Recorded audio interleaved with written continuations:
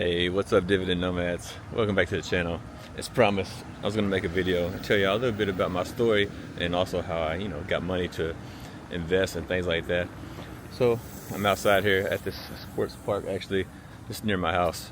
I'm just gonna walk around here and film some stuff for y'all, and I'll do a little voiceover, tell you a little bit about myself and how I got started. Is living abroad, being a nomad, and how I got money to actually invest and make enough money to be financially free. So if that interests you, stay tuned, enjoy the scenery, and have a listen.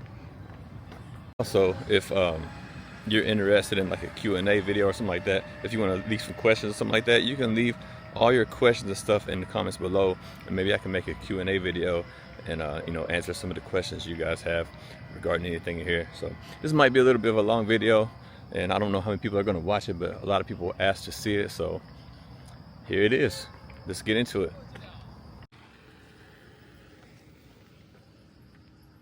So I'm actually filming this video nearby my house.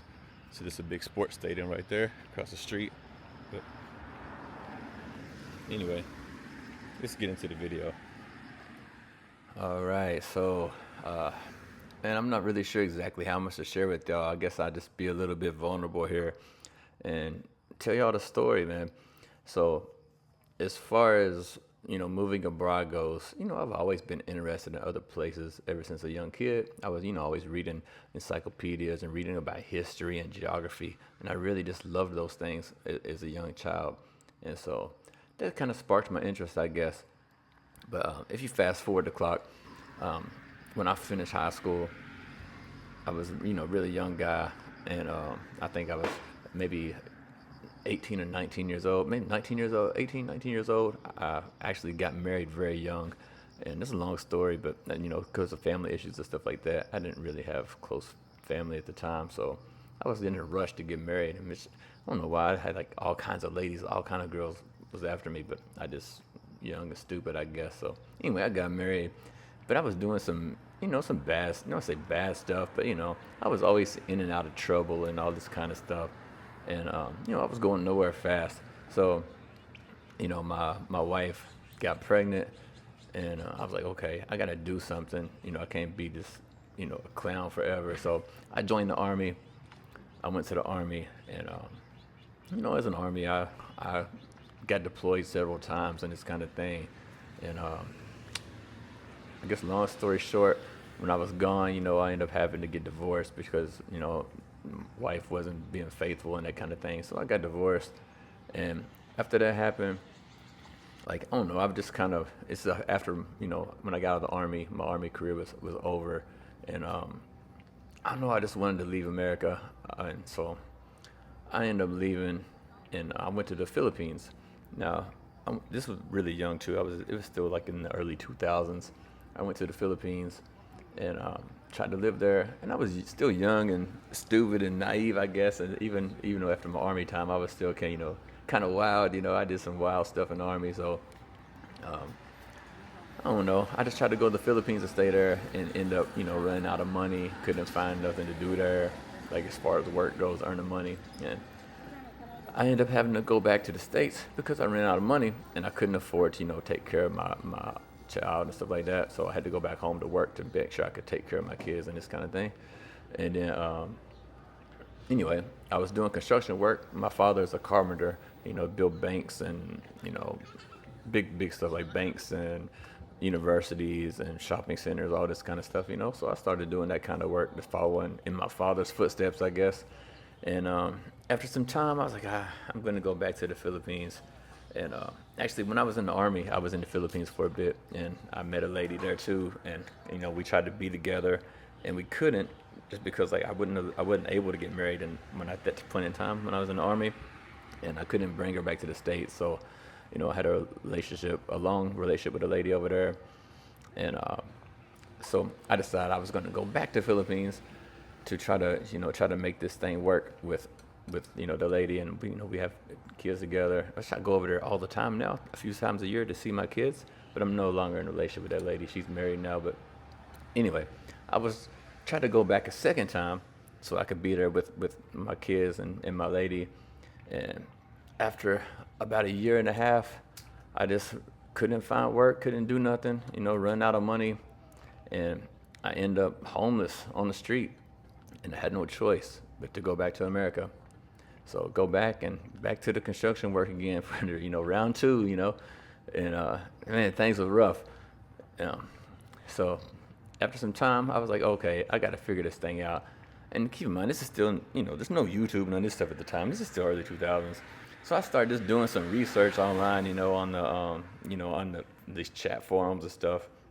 And I keep seeing a lot of people are talking about, going to Japan, going to China, going to Vietnam or South Korea to work as teachers. That's how they were making money to live overseas.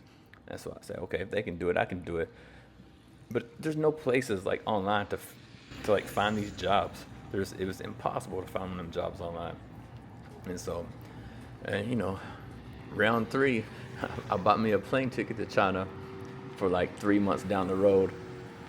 And then I kept working, and then I just saved every penny I could for the next 3 months. And then when it came time for my plane ticket, my flight, I hopped on the flight and left. I had $1,000 in my pocket, and that was all I had.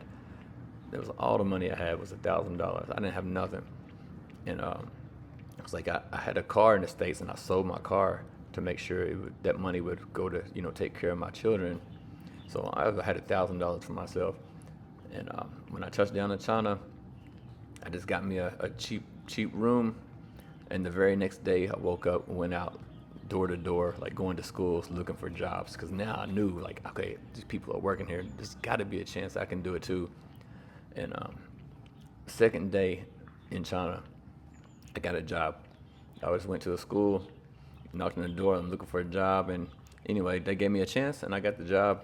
And a couple of years later, I started moving up the ranks, making more money, and because of my old army habits, doing fitness and stuff every day. In the army, you do a PT every day, this kind of thing.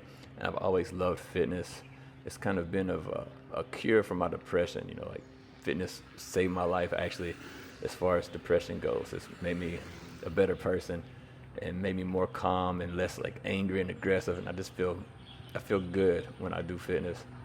So I was going to the gym all the time and that kind of thing, and I was doing bodybuilding, and I even joined some bodybuilding like shows and competitions and stuff like that. So I was doing that thing, and I became quite popular actually on Chinese social media, like amongst bodybuilders in the bodybuilding space. A lot of Chinese people knew who I was because of the competition and stuff like that. And so it opened up some opportunities for me, some business opportunities.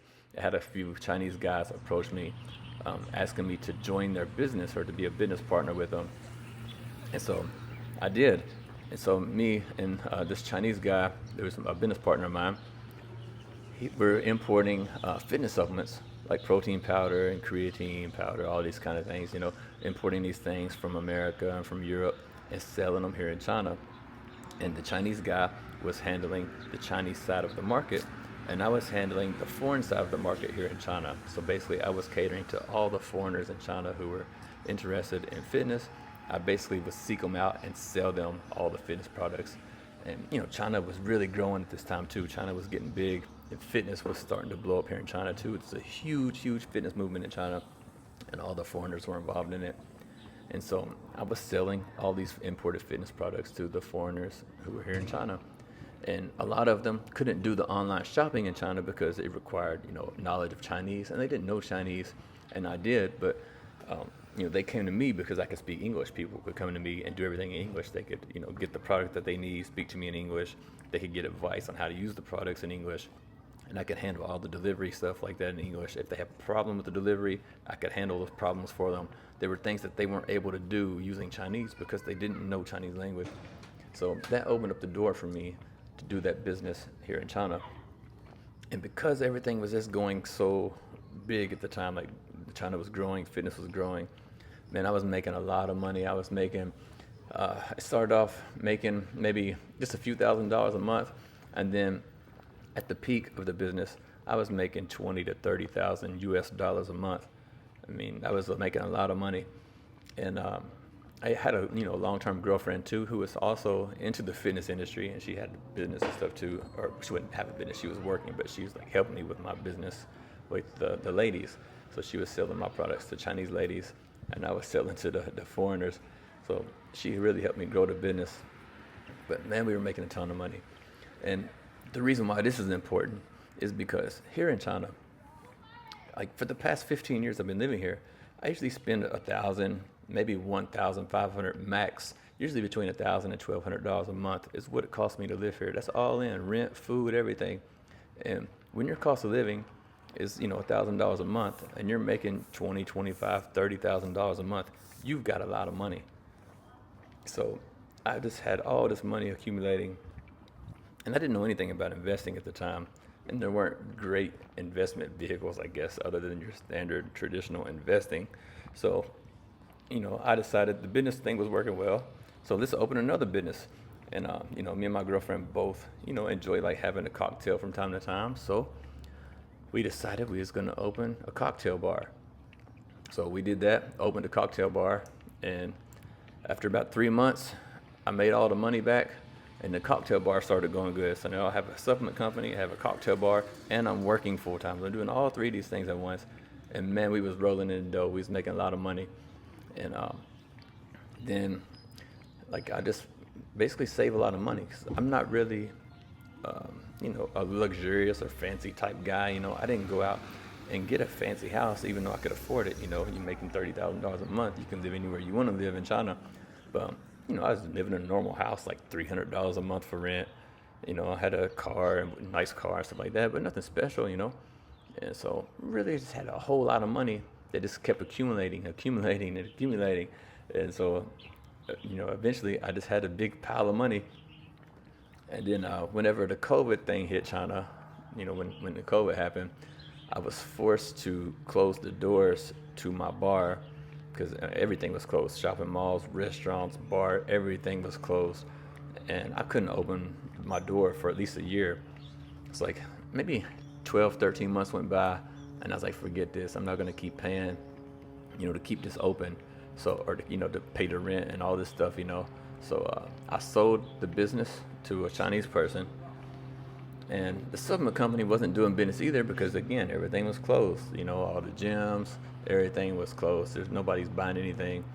And so, for almost 2 years, it was really hard to make any money other than just my job, which it didn't matter because I already had a huge stockpile of money at the time anyway. And so, yeah, that's basically how I started accumulating all of that money, though. And then now after the whole COVID thing was over and done and all of that, to this day, I still have the fitness supplement business. So, I do still own that business, but it doesn't make a lot of money nowadays. It's like it used to make a lot of money. But all the foreigners left China. And then I also, kind of gave up my bodybuilding career, which I can go to the gym and stuff all the time. But I'm not interested in bodybuilding, competing, and that kind of thing anymore. I just, I've been there and done that. And I just do fitness now because I love it. But I still have the supplement business, but it's not as good as it used to be. It doesn't make nearly as much money as it used to make. So, I don't want y'all to think I'm like, like a rich dude or something like that, because I'm not. I'm not super rich, and I'm not making a massive amount of money from business anymore like I used to. So, those days are kind of over. But anyway, now that I had this big stockpile of money, I decided I needed to do something with it. And I also decided I didn't want to open another business, especially a brick and mortar business, just because it's a lot of work. You got to be there, 6, 7 days a week, so much stuff you got to do. And I just wasn't interested in that. I was thinking now, I want some freedom. So I decided against that. So I went back to the States and opened up some investment accounts, I opened up a Roth IRA, so I had some income coming in from America through my fitness business. So I was, my fitness business also entailed doing online personal training, like teaching fitness to people online, and writing fitness plans and diet plans and this kind of thing. So I had some money coming in, and also I've written several books about health and fitness. So I had book sales and all this coming in America. So I opened up a Roth IRA, so I could put that money into my Roth IRA towards some kind of retirement plan. And I also opened up a regular brokerage account. And what I started doing was day trading. with my brokerage account because I was trying to make up for that money that I was missing now from the business, because I was making a ton of money and now I'm not making a lot of money. So I started day trading, and for my first year of day trading, I was losing money. But day trading is calculated. You can kind of, you're taking calculated risk. You know how much money you're going to lose. You just don't know how much you're going to win sometimes. But so I started doing that, and I just basically took my losses as education, right? It's kind of like going to school. You got to pay money to go to school, so that's how I paid for the education, was through my losses. But I learned how to trade after about a year, and I became profitable and started making money again. And I was doing this for quite a while, and it just gets difficult because of the time difference. So that was kind of a struggle. Now, this is my car, by the way, guys.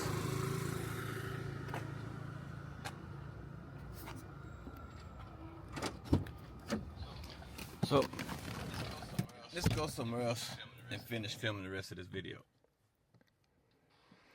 So where was? Oh yeah. Anyway, yeah, the day trading thing is the time difference. Here the stock market opens at 9:30 at night. So I would just trade from like 9:30 to 10:30, something like that. Just trade for like an hour, hour and a half, make my money, and then call it a night because I have to work the next day. So I was doing that for quite a while, and then I was taking the profits from the day trading and I was investing in some higher yield dividend stocks, but there weren't a lot available at the time. Like at this time, we had the JEPI and the JEPQ and QYLD and the SCHDs of the world, those kind of things. I was putting my money there, but it just seemed like a pipe dream. It's just like I'm gonna have to have $500,000 or something like that, or $1 million to be able to make just $1,000 or $2,000 a month to live. And so I was just thinking, oh, this is never gonna happen. And then all of a sudden, these new high yield funds came out, like from Yield Max and things like that. And then I was like, okay, I'm going in on this Tesla thing, similar to Chimera, because like at that time, that's the only thing out really was Tesla. Tesla came out, and so I was like, okay, I'm getting out of this JEPV and JEPQ stuff. I'm gonna start buying Tesla. So I started doing that, and then I started to see, okay, this thing has some potential. I can make this thing work, and I can live off of these dividends, as long as I invest in these type of funds, and I can live a comfortable life. And so I just started going in on the funds, and the next thing you know, more and more funds started coming out, and I started investing more and more in these things. And then I realized that I can really make this work if I want. So I started focusing on that, and now I'm in a position where I can walk away. I can, as long as I stay in Asia. If I stay if I stayed in China or Japan even, or anywhere in Southeast Asia, Philippines, Cambodia, Thailand, Malaysia, Indonesia, whatever, I can stay in any of them places and not work and live off my dividends. And I started with $1,000 in my pocket. Before that, I was homeless, and now I'm 42 and I can go anywhere I want and live off of that money, and I don't need to work. But disclaimer, I am working right now.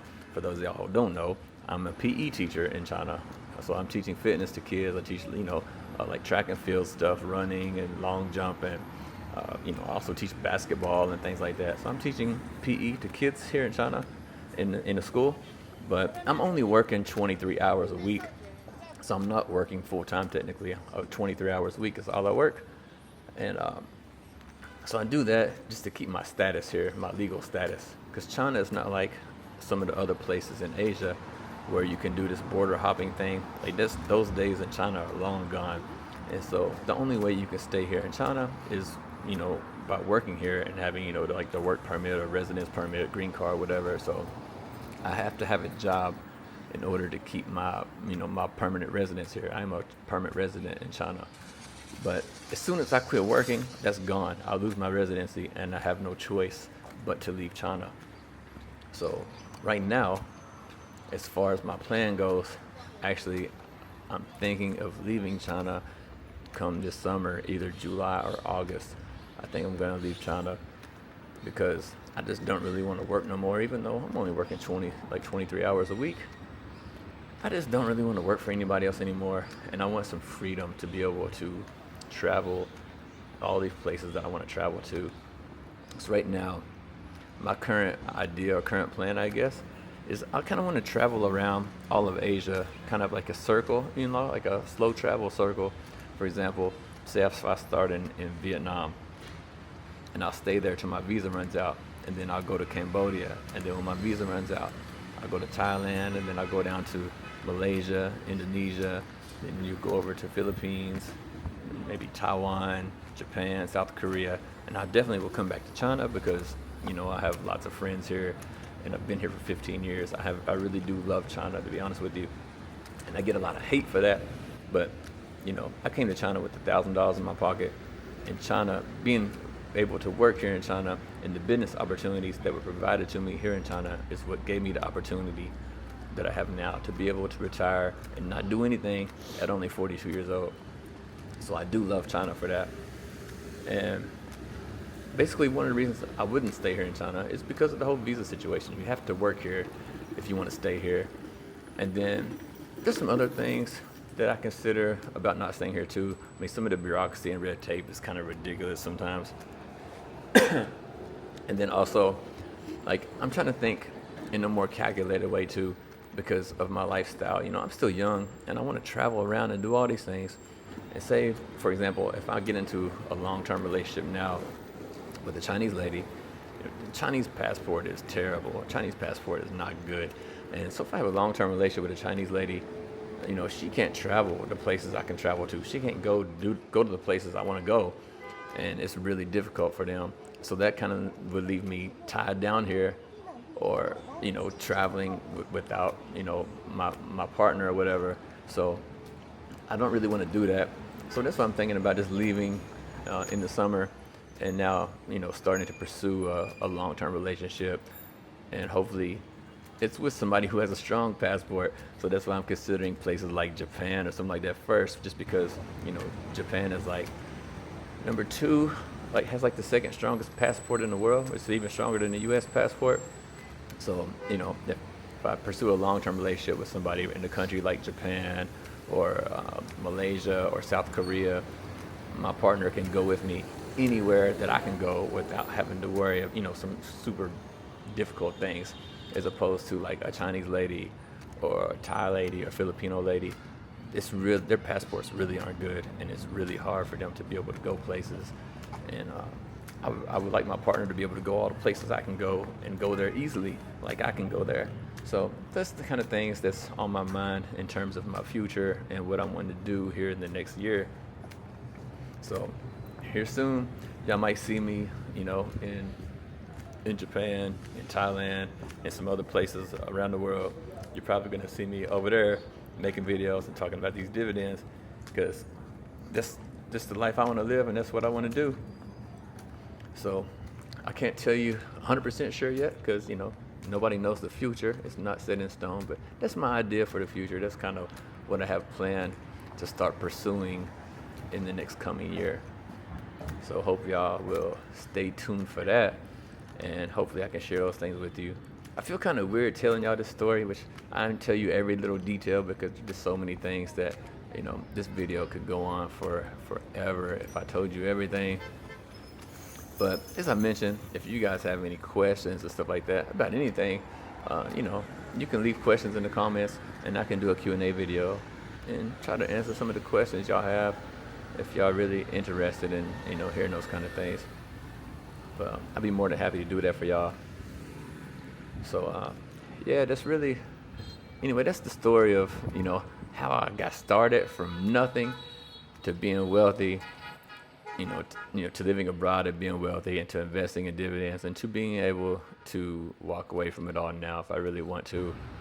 And it's exciting, and it's scary at the same time. So that's another thing, people need to think about, I guess. It can be very scary picking up and moving to another place, especially across the world. Even though I've done it, several times and failed, even became homeless and took a massive risk. And then, I did it and became successful at it. But I've been here for so long that now it's to the point where it's scary again to pick up and move to another country. Because I've been thinking about this for a while now, but it's still a scary thought. It's really scary when you've been somewhere for, you know, a third of your life. We say I've been in China for a third of my life, and it's just scary to leave it all behind. But at the same time, you know, I'm willing to, because I've done it before, and you know, it's not new to me. So, you know, there's always risk involved in life, but sometimes, you know, you have to get out of your comfort zone and do things that you're not comfortable with if you really want to live and experience all the things that life has to offer. And so, going forward, I'm going to keep investing in these funds and these high yield funds. I'm going to keep reinvesting. I'm going to keep living, you know, frugally, which I'm not on a tight budget, but you know, I live frugal. I don't do fancy stuff. I'm going to keep living the same life that I've always lived for the past, you know, 15, 20 years. And I'm going to do that all over the world. So anyway, I would love to know what you think about this. Do you have any questions? Are you a nomad yourself? And I would really love to have a chat with y'all actually about your experience, you know, being a nomad, the things that you that scared you when you first moved, or the things that scare you about moving. I think that's an interesting thing to talk about. Actually, most of my really good friends that I'm really close with are all people that I've met while living abroad. Just something about living abroad, you meet people who have a similar mindset as you, and you make really deep connections with people. But also, people come and go, so you have that problem too of, you know, can be lonely sometimes if, you know, your friends come and go. But anyway, I don't want to keep y'all too long. This video's already been too long anyway, and I think I talked too much or shared too much information with y'all, but there's a lot more to it than that. But if anybody wants to know, you just ask some questions and I'll try to answer those questions for you. So until next time, I appreciate it. Y'all asked for this video, so this is the only reason why I made this video is because people wanted to ask to see it. So I appreciate you watching. Hit the like, comment, and subscribe. And I'll see y'all on the next video.